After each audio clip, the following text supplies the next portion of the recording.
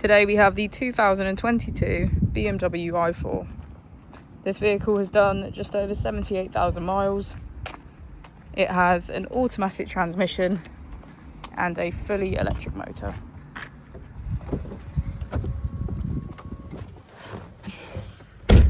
To the left of our steering wheel, we have cruise control as a feature, as well as distance control and assisted driving. On the right, we have hands-free calling, voice control, automatic wipers, and automatic headlights.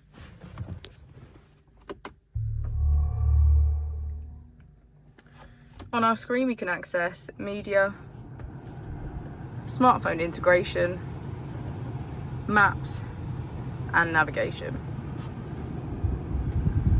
If we put the vehicle into reverse, we can see that it comes with a 360 degrees camera with parking sensors.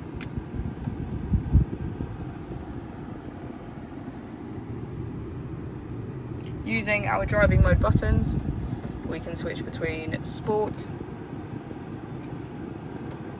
comfort, and Eco Pro.